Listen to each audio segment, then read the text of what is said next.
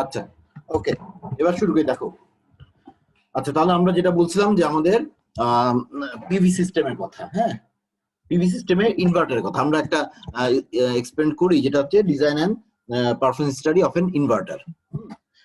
তো তোমরা কি একটু বলতে পারবা কি এমনিতে ইন জেনারেল যে ইনভার্টারের কাজ কি, কেউ বলতে পারবা ইনভার্টার কি কাজ করে? ইনভার্টার ফাংশন কি সেটা বলতে পারবা কিনা দেখি তো, আইডিয়া আছে? এই তোমরা আছো তো ক্লাসে নাকি? আমি তো আওয়াজ না পেলে বুঝতে পারি না। এই ক্লাসে আছো?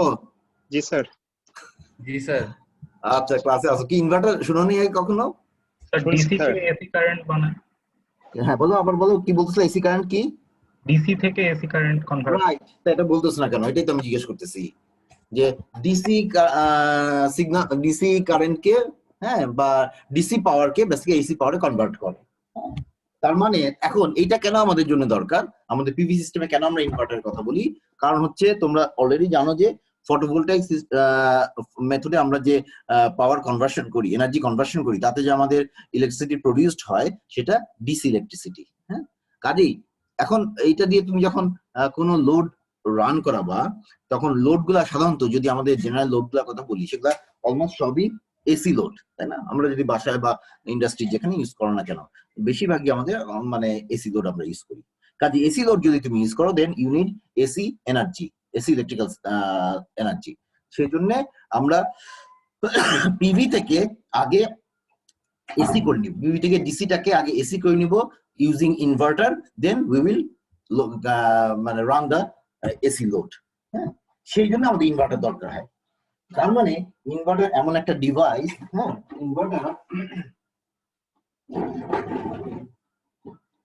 ইনভার্টার এমন একটা ডিভাইস যে কি করে,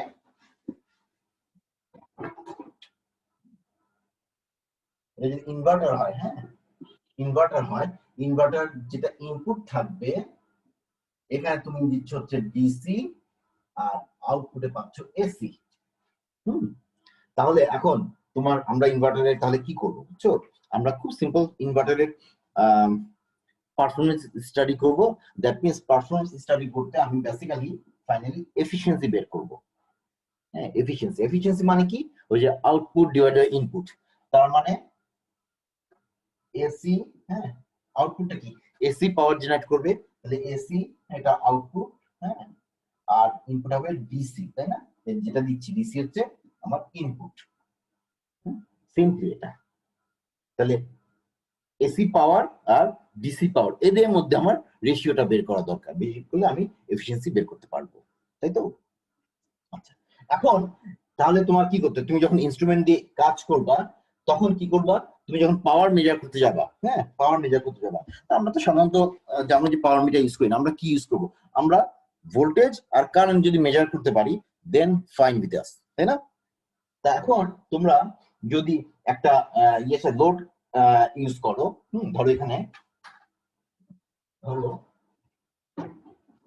আমরা এক্সপেরিমেন্ট করার সময়, ঠিক আছে, আমরা এক্সপেরিমেন্ট করার সময় কি নরমালি কিন্তু এখানে আমার কি থাকবে, তুমি সরাসরি যদি প্যানেল থেকে না নাও, সাধারণত আমরা সিস্টেমে প্যানেল সরাসরি ইউজ করি না, তাই না? আমরা কি করি? ব্যাটারি ইউজ করি, তাই তো? তাহলে ব্যাটারি থেকে যদি তুমি নাও, তাহলে কি করি? আমাদের যদি ওভারঅল সিস্টেমটা আমি এখানে ছোট করে একটু আঁকি, হ্যাঁ, যে তোমার পিভি, এটা পিভি, হ্যাঁ, পিভি থেকে আমরা ব্যাটারি চার্জ করতেছি, তাই না? ব্যাটারি চার্জ করতেছি। ব্যাটারি থেকে তাহলে আমি যদি ইনভার্টারে কানেক্ট করি, হ্যাঁ, তাহলে ইনভার্টারে কানেক্ট করলাম, হ্যাঁ, এবং সেখান থেকে আমি তাহলে লোড আমি সরাসরি লিখে দিই এসি লোড, হ্যাঁ, কারণ ইনভার্টার দিয়ে দিচ্ছি তো, কাজে এসি লোডই আমরা রান করতে পারবো। আমি আপাতত এখান থেকে ডিসি লোড চালাচ্ছি না। আমি ইচ্ছা করলে ব্যাটারি থেকে সরাসরি ডিসি লোড নিতে পারি, তাই না? ব্যাটারি আউটপুট থেকে আমি সরাসরি ডিসি লোডেও চালাতে পারবো যদি আমি এভাবে চালাই। এবার যদি আমি একটা ধরো একটা এখানে যদি একটা ডিসি লোড কানেক্ট করি, তাহলেও হয়, তাই না? তাহলে আমি এখানে ব্যাটারি থেকে সরাসরি ডিসি লোড নিচ্ছি ধরলাম, আর আমি যদি এসি লোড চালাতে চাই, তখন আমি কি করবো? মাঝখানে ইনভার্টার কানেক্ট করব। তাহলে দেখো ইনভার্টার কি করে, এই যে এখানে ব্যাটারি থেকে সে ডিসি পাওয়ার নিচ্ছে ইনপুট হিসাবে, আর আউটপুটে নিচ্ছে হলো এসি পাওয়ার। তাহলে আমরা যখন একটা ইনভার্টার এখানে কনসিডার করতেছি, তাহলে আমি ইনপুটে ধরো একটা ব্যাটারি ইউজ করব, হ্যাঁ, আর আউটপুটে তাহলে আমরা এসি লোড। এসি লোড বলতে আমরা সাধারণত প্র্যাকটিক্যালি যেটা, যেহেতু ল্যাবের কথা, হ্যাঁ, আমরা এখানে প্র্যাকটিক্যালি যেহেতু বলতেছি, আমরা সাধারণত যেটা ইউজ করি সেটা হচ্ছে, আচ্ছা কেউ বলতে পারবা যে এই লোড হিসাবে, হ্যাঁ, আমি ধরো হাউস হোল্ড কোনো লোড ইউজ করবো, ঠিক আছে, লোড হিসাবে কি ইউজ করলে আমার বেটার হবে তার, হ্যাঁ বলো তো আগে একটু দেখি কার কিরকম আইডিয়া একটু বলো দেখি, মানে ডিসি লোড এসি লোড হিসাবে আমি কি ইউজ করব, তোমার বাসায় যা আছে তার মধ্যে থেকে বলো, বুঝছো, মানে আমার দোকান থেকে আমরা কিনতে যাবো না। একটা 30 ওয়াটের বাল্ব। ওকে গুড, 30 ওয়াটের বাল্ব। আচ্ছা কেন 30 ওয়াট বাল্ব ইউজ করবা কেন? স্যার এটা এসি কারেন্ট ইউজ করে এই কারণে। গুড, এসি লোড এটা, হ্যাঁ সেটা তো বটেই। আচ্ছা এখন আমি তোমাকে অল্টারনেট দিই, হ্যাঁ অল্টারনেট দিই, ঠিক আছে, যে ঠিক আছে তোমার বাসায় 30 ওয়াটের বাল্ব আছে, আবার ধরো 50 ওয়াটের ফ্যান আছে, ধরো টেবিল ফ্যান গুলো যে আমাদের থাকে না, ধরো টেবিল ফ্যানও আছে, হ্যাঁ ভালো কথা।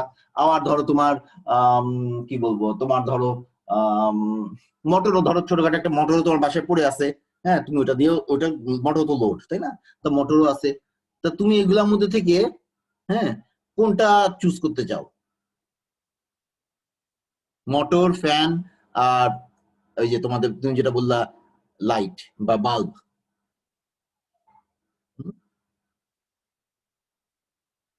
কোনটা চুজ করতে চাও বলো, মানে কোনটা চুজ করতে, আমি পরের কোশ্চেন তো বুঝতে পারতেছো কেন চুজ করতে চাও সেটা জিজ্ঞেস করবো। সেটাই বুঝতে পারতেছি না স্যার কেন চুজ করতে।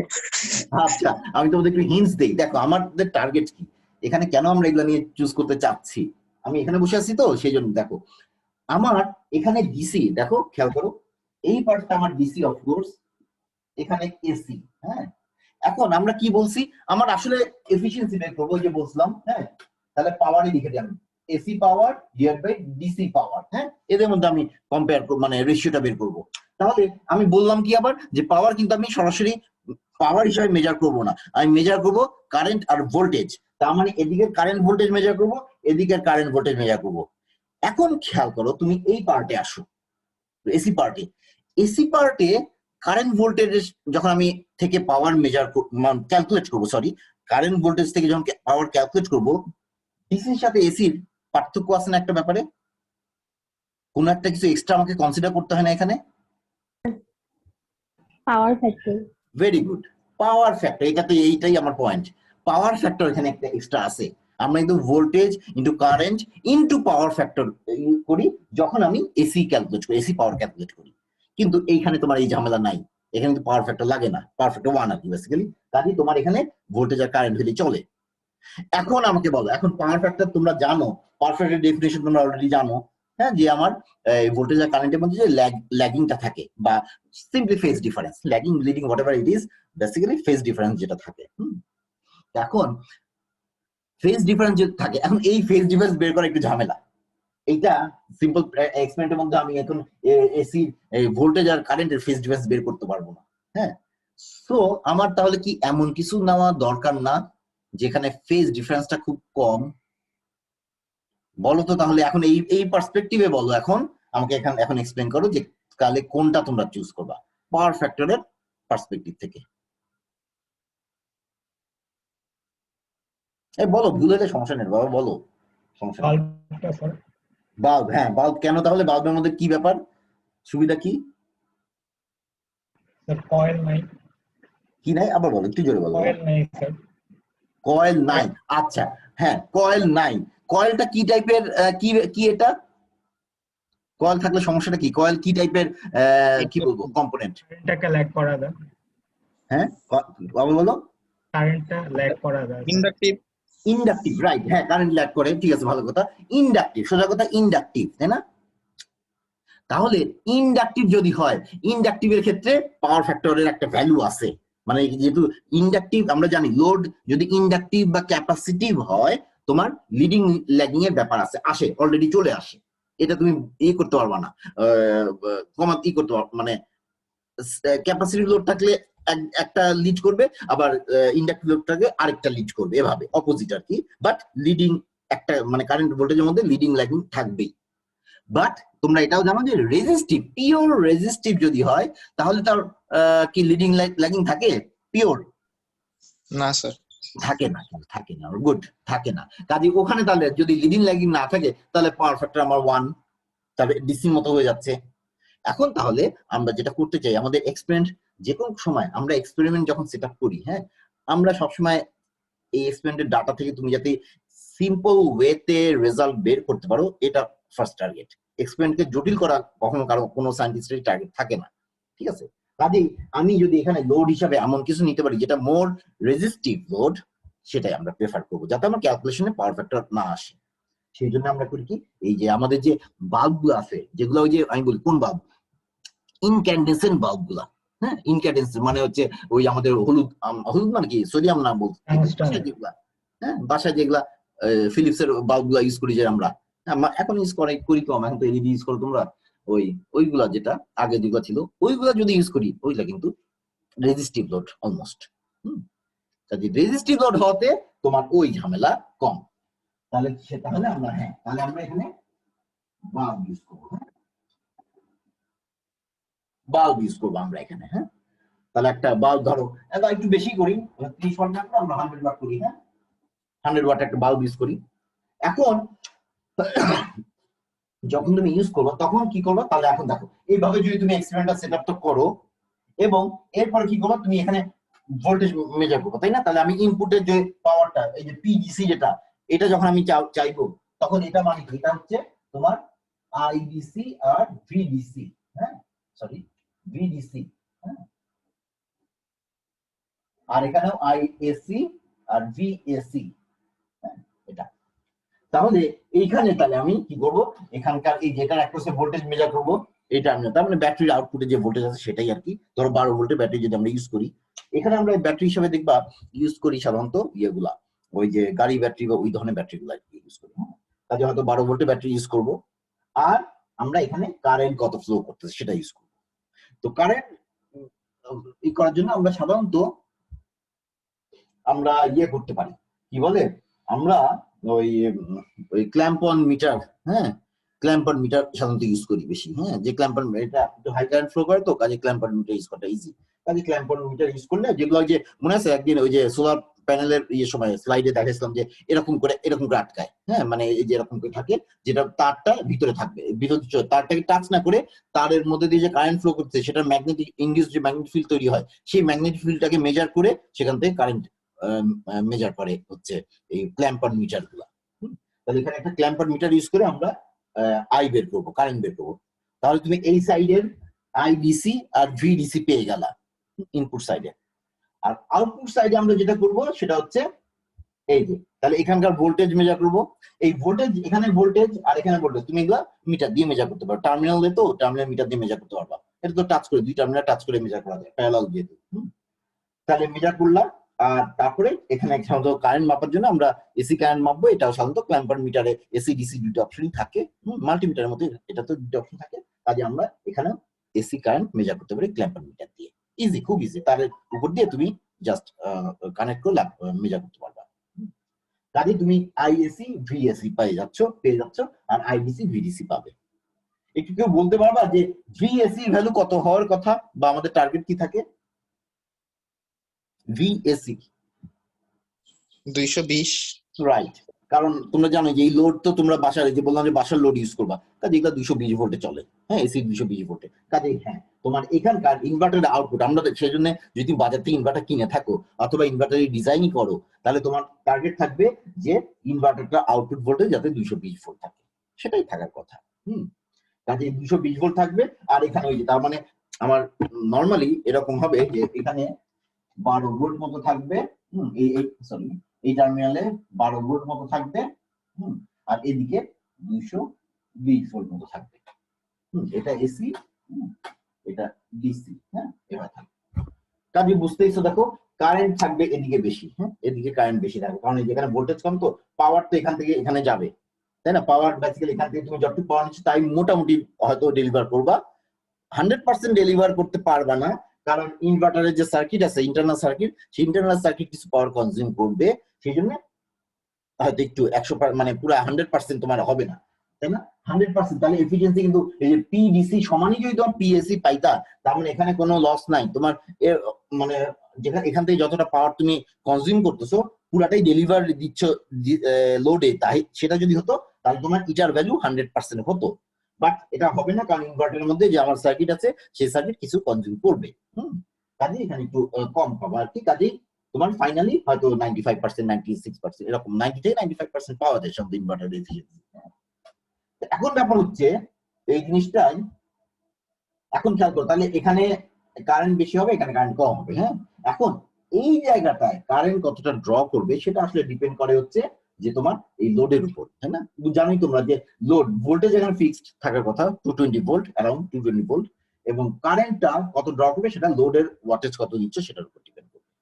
সেই জন্য আমরা সাধারণত এখানে যে চার্টটা বানাই সেখানে আমরা এক সেট রিডিং না দিয়ে 2 বা 3 সেট রিডিং নেই, মিনিমাম 2 সেট রিডিং নেই, হ্যাঁ এবং 2 সেট বলতে একবার ধরো 100 ওয়াট, আরেকবার তুমি ধরো 200 ওয়াট নিলা, তার মানে তুমি এখানে 100 ওয়াটের বাল্বের জায়গায় 200 ওয়াটের বাল্ব লাগালা অথবা কানেক্ট করলা একসাথে, কয়েকটা দুইটা বাল্ব কানেক্ট করে দিলা, তাহলে কি হলো তোমার তাহলে 100 ওয়াট নিয়ে একবার করলাম 200 ওয়াট নিয়ে, তখন দেখবে তাহলে আমরা এইটার জন্য 100 ওয়াটের জন্য এই যে এখানে কারেন্ট ভোল্টেজ বের করবো, এখানকার কারেন্ট ভোল্টেজ বের করবো, আবার একই সেটের ডাটা আমি 200 ওয়াটের জন্য নিব, তার মানে 200 ওয়াট আবার লোডটা চেঞ্জ করে 200 ওয়াটের জন্য কারেন্ট নিব, আবার কারেন্ট ভোল্টেজ নিব, তাহলে দুইটার জন্যই পাবো, এবং দুইটার জন্য তাহলে আমি ইটা পাবো দুইবার, তাই না?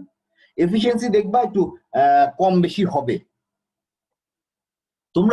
তুমি কি একটা কি বলতে পারবা, দেখো তো একটু চিন্তা করো দেখি, যেহেতু সিম্পল জিনিস আমি সেখানে একটু আলাপ করতেছি আর কি, খুব জটিল কিছু না এটা, যে 200 আমি যদি লোড বেশি নেই মানে ক্যাপাসিটির মধ্যে থেকে, অবশ্যই কারণ ইনভার্টারে জানো তোমরা যে ক্যাপাসিটি থাকবে যে সে এত পাওয়ার ডেলিভারি করতে পারে ম্যাক্সিমাম, তাহলে ধরো 500 ওয়াটের ইনভার্টার, তাহলে 500 ওয়াট ডেলিভার দিতে পারবে।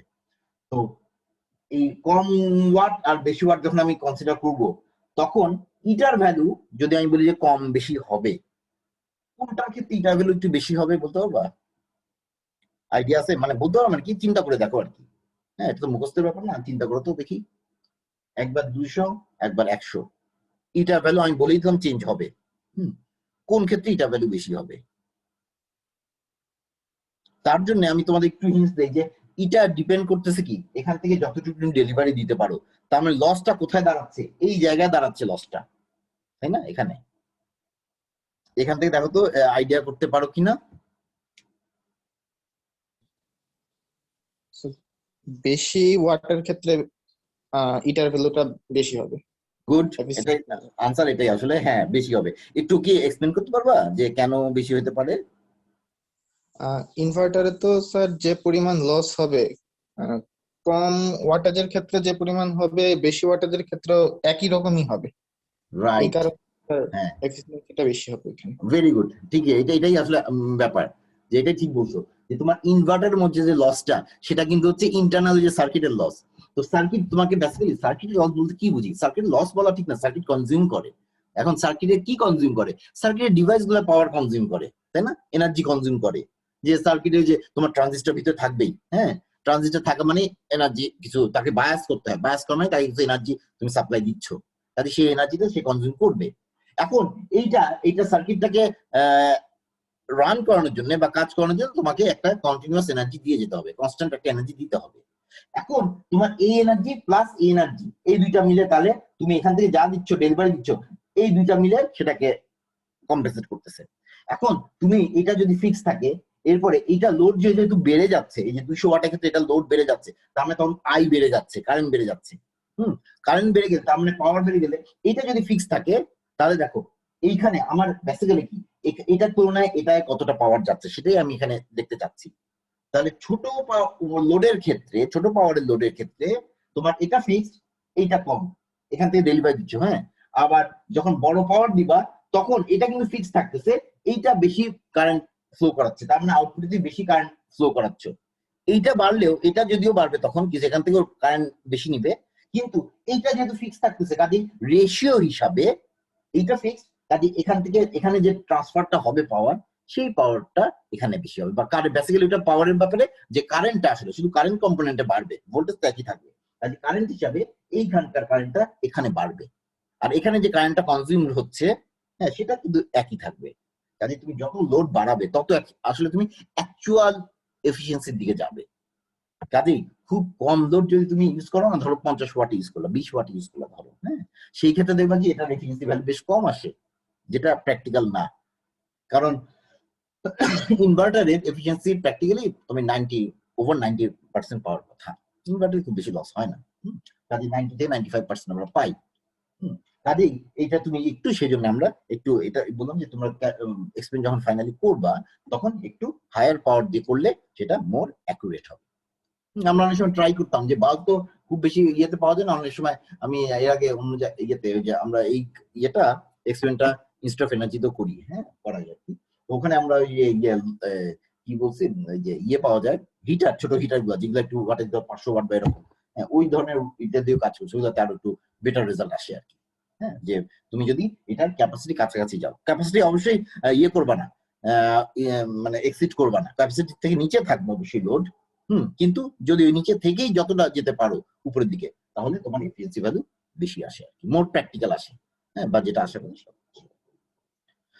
এইটা হচ্ছে আমার ব্যাপার আমাদের ওই ইয়েতে কি বলে ওই এক্সপেরিমেন্টে আমরা সাধারণত এইটা দেখি যে ইনপুট পাওয়ার আর আউটপুট পাওয়ার মেজার করি, সেখান থেকে আমরা এফিসিয়েন্সিটা বের করি, এটা একটা জিনিস। আরেকটা জিনিস হচ্ছে যে আমরা যে ইয়েটা দেখতেছি আউটপুট এসি যে বানাচ্ছি ইনভার্টার দিয়ে, সেটা কতটা সুন্দর বা ভালো বা অ্যাকুরেট এসি হচ্ছে, এটা একটা ব্যাপার।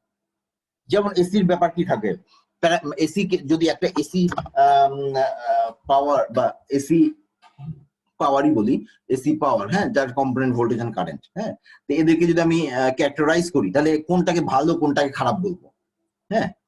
তাহলে দেখো এসি বলতে তাহলে আমি কি কি মানে ডিসি থেকে তার পার্থক্য কি আছে, একটা হচ্ছে সে সাইনোসয়েডাল, মানে যদি আমরা পিওর সাইনোসয়েডাল ইনভার্টারের কথা বলি, তার মানে আমি চিন্তা করতেছি বা কনসিডার করতেছি যে আমি এখানে একটা পিওর এসি সিগন্যাল প্রডিউস করব, হ্যাঁ, এসি ভোল্টেজ বা এসি কারেন্ট প্রডিউস করব, হ্যাঁ, এটা তো এসি ভি বললাম আমি ভোল্টেজ, হ্যাঁ, ঠিক আছে। এখন তাহলে এটা শেপ একটা ব্যাপার, এটা কিন্তু তুমি সার্কিট দিয়ে তৈরি করতেছো, কাজে ভেবো না যে এটা আমরা জেনারেটর থেকে একদম সুন্দর একটা এসি বসাই দিচ্ছি, মোটর ভিতরে ঘুরতেছে, ম্যাগনেট ঘুরতেছে বা কয়েল ঘুরতেছে ম্যাগনেটিক ফিল্ডের আন্ডারে, ফলে একটা পারফেক্ট একটা সাইনোসয়েডাল ওয়েভ আসবে, তা না। এটা কিন্তু আমরা সুইচিং করে করি সাধারণত, ভিতরে মসফেট থাকে বা আরো সার্কিট থাকে, কাজে ওগুলা দিয়ে আমরা ডিসি থেকে এসি বানাই। কাজেই এই সবসময় কিন্তু এরকম পিওর এসি সিগন্যাল পাওয়া যায় না ইনভার্টারে। বাজারে যদি তুমি কিনতেও যাও তখনও দেখবা অনেক সময় ওই আউটপুট সিগন্যালটা সুন্দর এসি হয় না। যেমন ইয়ে আছে কিন্তু কি বলে এটাকে, এসি তো তুমি আসলে এসি ডেফিনেশন তো আসলে এরকম, তাই না? এটাও এক ধরনের এসি, হ্যাঁ, এই যে এটা অল্টারনেট করে, যেখানে ভোল্টেজ বা কারেন্ট যেখানে অল্টারনেট করতেছে পজিটিভ নেগেটিভ দিকে, হ্যাঁ, সেটাকে আমি এসি বলতে পারি। কিন্তু এটা আর এটার সিগন্যালের শেপ দেখো একরকম না কিন্তু, কাজে এরকম স্কোয়ার ওয়েভ ইনভার্টারও কিন্তু আছে, হ্যাঁ, আবার এটাও আছে pure sine wave inverter, modified sine wave inverter, হ্যাঁ, এই ধরনের আছে। কাজেই তোমারটা কত ভালো, হ্যাঁ, সেটা বোঝার জন্য কিন্তু তোমার সিগন্যালটা চেহারা দেখা দরকার, হ্যাঁ, সিগন্যালটা দেখতে হবে, শুধু ভোল্টেজ কারেন্ট মেজার করলেই হবে না, সিগন্যালটা দেখা উচিত আমার, যদি আমি বুঝতে চাই যে আমার ইনভার্টারটা কতটা ভালো, সেটা। আরেকটা জিনিস আছে, আর জিনিস হলো কি এই কম্পোনেন্ট ভোল্টেজ কারেন্টের সাথে আরেকটা জিনিস আছে, সেটা হচ্ছে ফ্রিকোয়েন্সি, তাই না? ফ্রিকোয়েন্সি আছে, এসি যেহেতু ফ্রিকোয়েন্সি থাকবে, এবং আমাদের টার্গেট ফ্রিকোয়েন্সি অবশ্যই যেহেতু বাংলাদেশে, কাজে আমাদের টার্গেট ফ্রিকোয়েন্সি হবে 50 হার্টজ, তাই না? 50 হার্টজ। তাহলে তোমার এই ইনভার্টার 50 হার্টজ জেনারেট করে কিনা সেটাও তোমার দেখা উচিত, তাই না?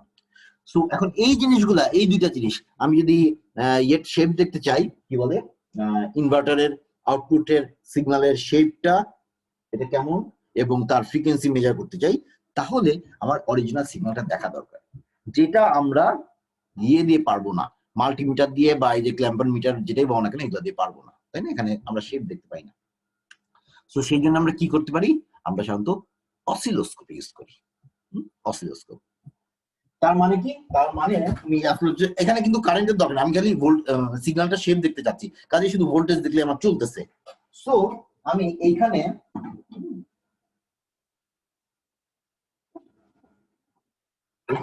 তাহলে আমার একটা অসিলোস্কোপ বসানো দরকার, তাই না? অসিলোস্কোপ বসানো, তাহলে অসিলোস্কোপ যদি আমি এখানে বসাই, খেয়াল করো, তাহলে আমি কি এখানকার ভোল্টেজটা মেজার করতে পারবো। এখন তোমরা আমাকে একটু কেউ বলো তো দেখি যে সরাসরি এরকম দিলে আমার অসুবিধা আছে কিনা। সাধারণত কিন্তু আমরা সার্কিট আউটপুটে, হয়তো তোমরা করছো, বিভিন্ন ইলেকট্রনিক সার্কিট করছো, যে সার্কিট আউটপুটে এসি মানে অসিলোস্কোপ কানেক্ট করে তোমরা সিগন্যাল দেখো, ভোল্টেজ দেখো, মেজার করো, তাই না? এটা করো। এখানে করলে কোনো অসুবিধা কি আছে?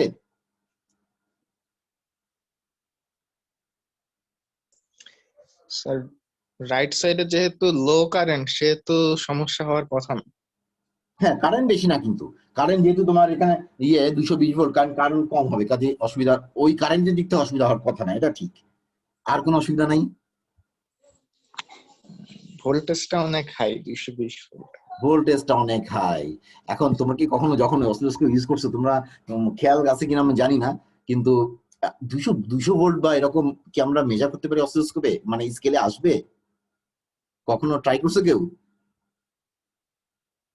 করার কথা না মনে হয়, তাই না? করার কথা না, কারণ আমাদের দরকার হয় না ওইখানে, অ্যাকচুয়াল হচ্ছে পারবা না। হ্যাঁ, 200 ভোল্ট পর্যন্ত তুমি মানে, এবং খেয়াল করো এই 220 ভোল্ট আমরা কি কোনটা, এটা কিন্তু পিক টু পিক বলি নাই, এটা কিন্তু হচ্ছে তোমার ভোল্ট কি বলে, আরএমএস।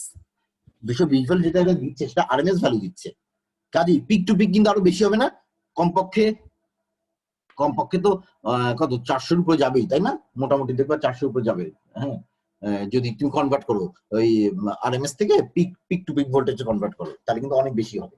তার মানে এত ভোল্টেজ তুমি ওই অসিলোস্কোপের মধ্যে দেখতে পারবে না। তোমার তো দরকার যে এরকম করে সিগন্যাল দেখা দরকার, কাজেই তোমার ওই অসিলোস্কোপের মধ্যে ওই পিক টু পিক এত বড় ভোল্টেজ আসবে না।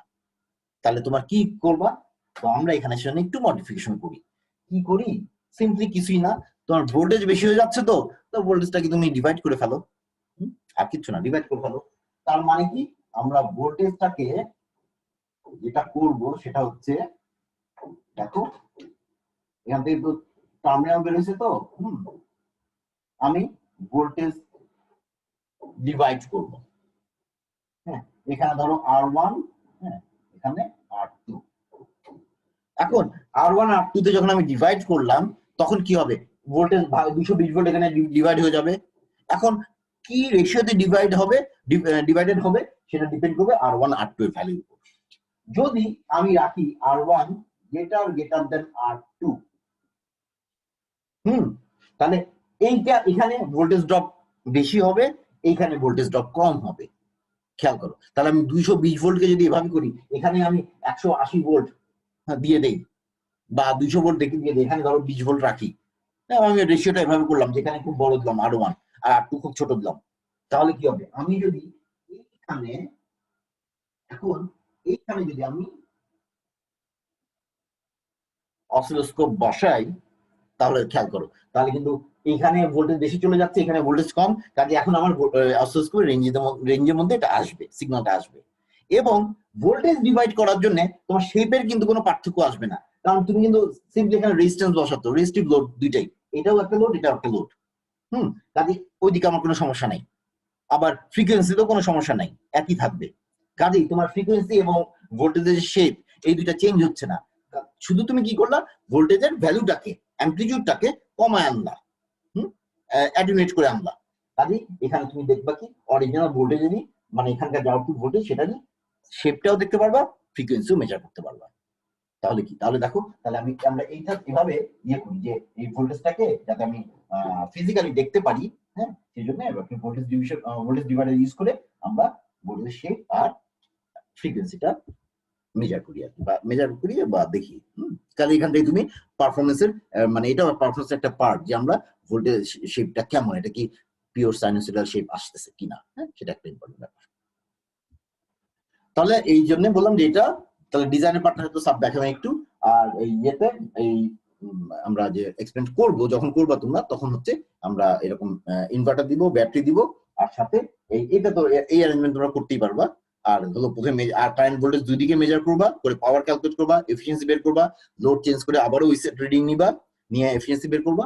আর হচ্ছে শেপ দেখার জন্য আমরা অসিলোস্কোপ ইউজ করবো, এবং সেখানে ভোল্টেজ ডিভাইড করে অসিলোস্কোপ দিয়ে আমরা ভোল্টেজের আউটপুট এসি ভোল্টেজের শেপ এবং ফ্রিকোয়েন্সিটা দেখি।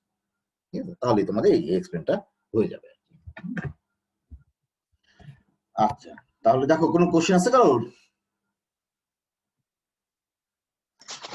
স্যার যে পরিমাণ পাওয়ার সাপ্লাই দিবে ইনভার্টার, তার থেকে বেশি পরিমাণ লোড যদি হচ্ছে গিয়ে আমি বেশি পাওয়ার কনজিউম করি, এরকম লোড যদি আমি কানেক্ট করি, তাহলে ঘটনাটা কি হবে? ইনভার্টার দেখো বন্ধ হয়ে যাবে, ইনভার্টার সুইচ অফ হয়ে যাবে, দেখবে লোড চলতেছে না সাধারণত। হ্যাঁ, সেক্ষেত্রে ইনভার্টার শাটডাউন হয়ে যায় সাধারণত, হবে না দেখো, লাগায় দেখতে পারো কিন্তু দেখো বন্ধ হয়ে গেছে, এই হচ্ছে না। হ্যাঁ, কাজে তোমাকে কম দিতে হবে অবশ্যই। হ্যাঁ, ঠিক। ওকে, তাহলে তোমাদের আর যদি কোনো কোশ্চেন না থাকে, আনফরচুনেটলি আমরা এবারে যে ক্লাসটা আসলে ল্যাবে করলে তাড়াতাড়ি হয়ে যায়, চট করে হয়ে যায়। যাক, এবার করতে পারতেছি না, পরে দেখা যাক, করতে পারবো আশা করি।